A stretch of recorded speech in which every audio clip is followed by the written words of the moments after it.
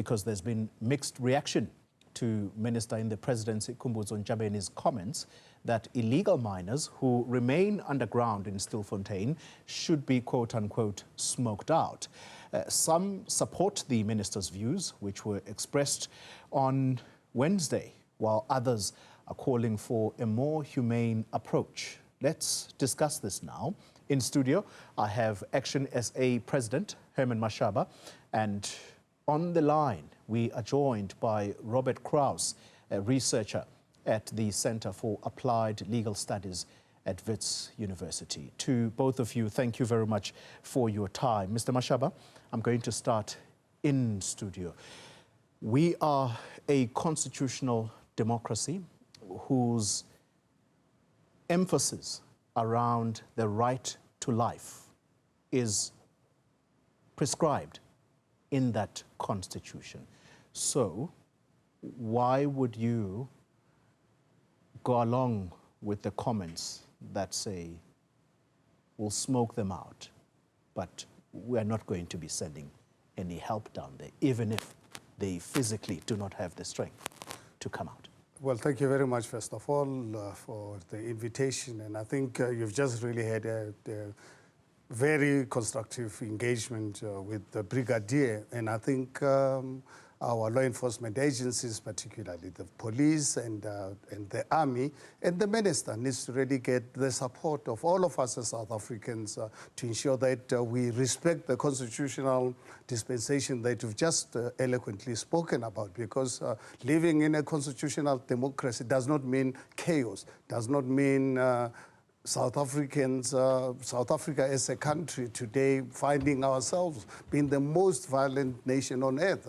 The Brigadier just shared with you about women who were raped. Up to today, no criminals have arrested, because these people cannot really be traced because of being in our country illegally. So for anyone actually advocating that South Africa must support criminality, support our people being murdered, our women being raped, and tell us that we must be women, I think it's totally unacceptable.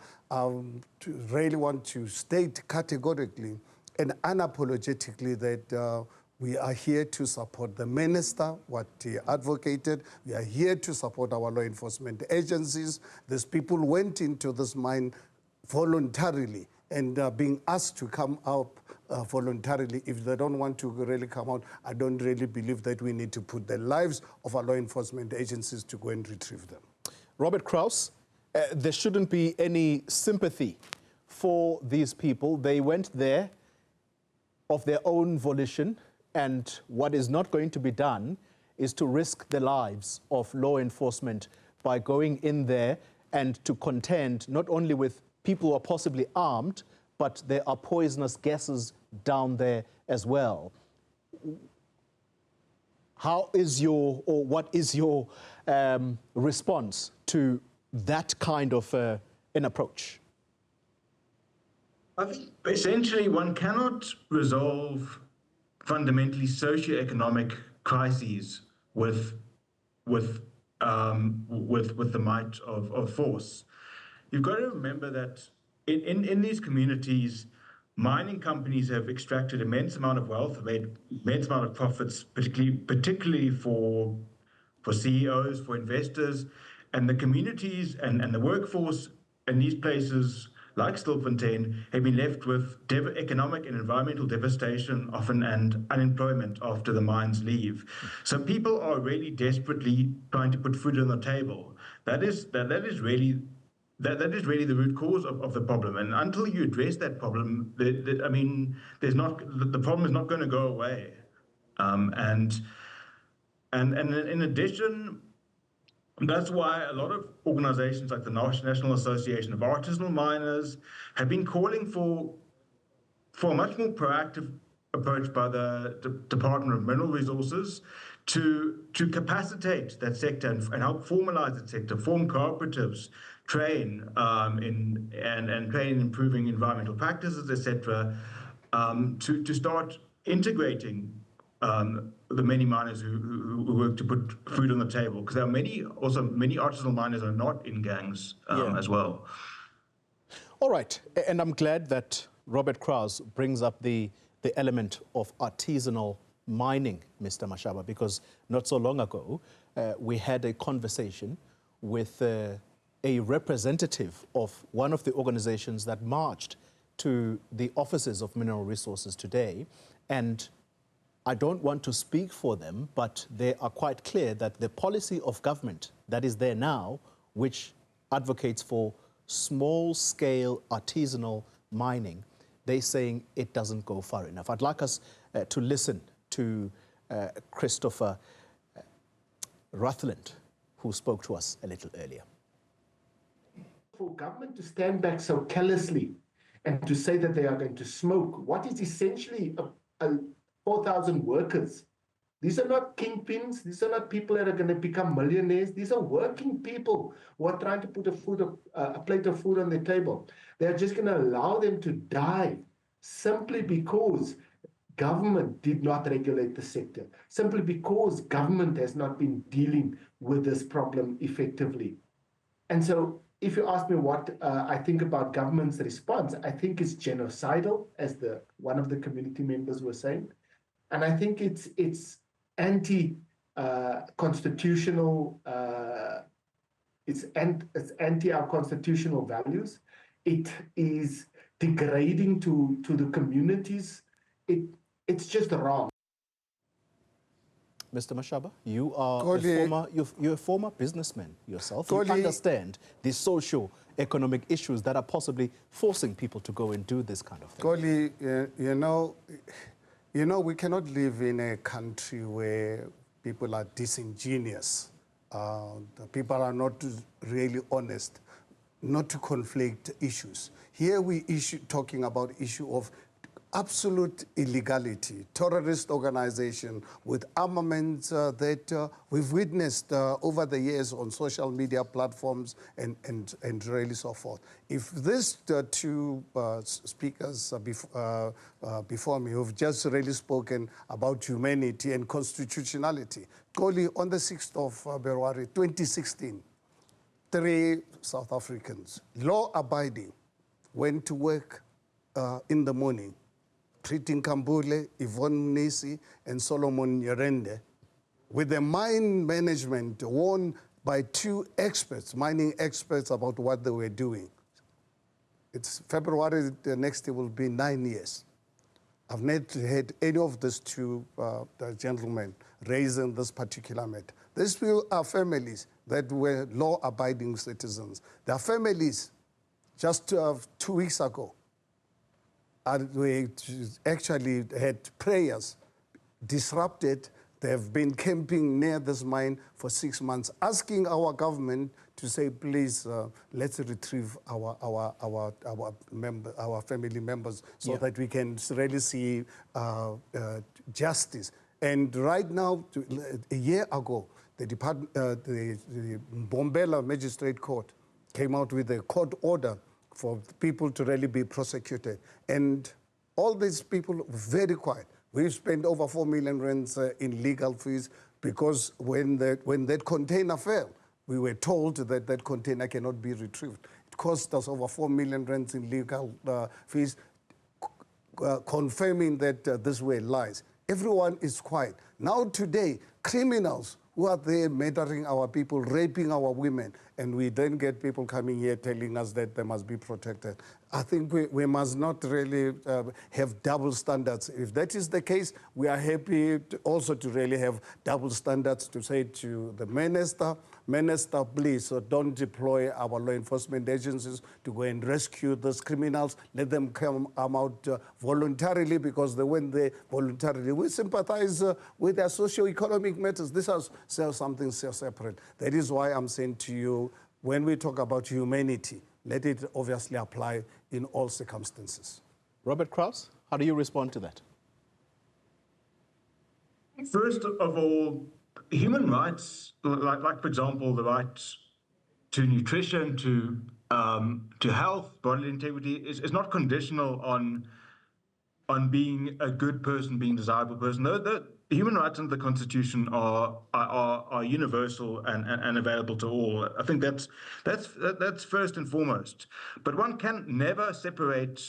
The reality is, one can never separate crime and problems from the causes that from the economic desperation in areas, and until we address the real criminals, which are the mining companies that make massive profits from areas, leave areas poor, leave areas unemployed, leave people not being able to get food on the table, we are not going to. It's going to be a matter of firstly doing incredibly terrible human rights abuses, but also kind of stamping out here, but then it pops up there. I mean, we really have to get to the only way is to get to the root of the cause, one, by actually helping formalize the ASM sector by providing training, support, and including training in the best environmental and mining practices, but secondly, actually requiring companies to invest far more than they are currently doing in meaningful local economic development, in social and labor plans. At the moment, social and labor plans, companies are doing tiny piecemeal efforts, like a business support center here and there, a computer lab here and there, but they're not contributing significantly to setting up industries so that for example, when the mine closes, there are alternative sources of livelihoods that people don't starve. Yeah. But at the moment, there are so many communities and that they have no alternative. All right. Mr. Mashaba, you brought up the Lily Mine issue, and I want to latch on to that and perhaps twist the discussion a little bit. The responsibility of mine owners, once they are done with extracting minerals, why isn't there pressure on them to close or seal these holes? Because the very reason we are talking about this today is because there are these holes that are open all around South Africa, and people who are desperate are going down there, whether or not it is legal. Well, I think, Toli, one thing that we must not really take our eye off the responsibility. The responsibility is the failure of the ANC government over the last 30 years of our new democratic dispensation.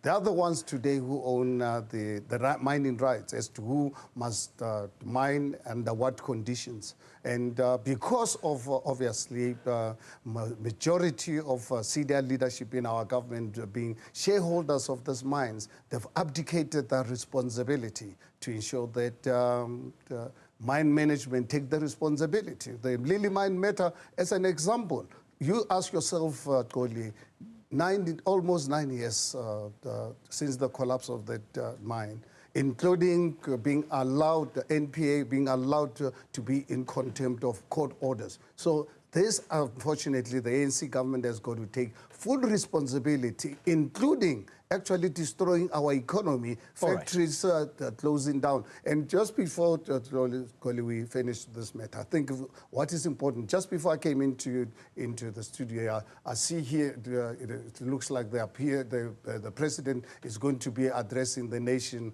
on this particular matters. And I really hope that the president is not going to announce a commission of inquiry. The president must announce the immediate mass deportation of illegal foreign nationals, the immediate arrest of South Africans involved in this criminality. Okay, I want to go to Robert Krause quickly, but I want final thoughts from you, because when all is said and done, Mr. Mashaba, we are human beings first. The situation in Lily Mine that you're making reference to, that's very painful, because those workers were legal and they were working for a company that is registered, that has mining rights. And they went down with a container, never to surface again. That was a legal standpoint. But I'm saying these ones. Let me finish. Yes. Let me finish. These particular individuals, yes, they are doing things illegally, but do we say we're not going to send help and therefore they must simply die down there? At what cost to the country? At what cost to our law enforcement agencies? I think, don't we care about the livelihood of our law enforcement agencies? Must they be in a country where 80 people are being murdered each day? Every 10 to 12 seconds, a woman is raped in this country. All right. Who must get the preference? Are we not supposed to be sending our law enforcement agencies to ensure that our women are not raped? We make sure that South Africans are not murdered. Must we then send them to go and rescue criminals and terrorists? Okay. Robert Krause, final thoughts from you. My final thought is that we're not going to solve the problem through brute force. Crime is not solved that way. I mean, fundamentally, there's obviously the element of investigation and sanctions. But if you look at places where there's a high level of economic equality, then in those countries there's far less crime. One really has to tackle the abdication of responsibility of both the regulator, but particularly the mining companies that have been allowed to, for example, I think as you alluded to sell on. Big companies make profits towards the end when most of the resources are used up and is not profitable enough. They'll sell instead of cleaning up. They'll sell on to smaller operators that are not able to don't have the wherewithal and finances to do proper rehabilitation. But also, there is no mechanism currently or adequate mechanism to actually ensure local economic development. That there are new economic sectors in the areas, that when mining does leave, that people do not have to resort to desperate means to put food on the table. And I think a serious conversation needs to be had about the distribution of resources and the wealth from mining, and also the mining industry's lack of contribution to the development of areas that really had nothing to show for themselves economically in the areas where mining happens beyond holes in the ground. All right. So until we address that, we are just dealing with the symptoms and not the cause. Robert Krause, thank you very much for your contribution to this discussion tonight. A researcher at the Center for Applied Legal Studies at Wits University, and in studio, Mr. Herman Mashaba,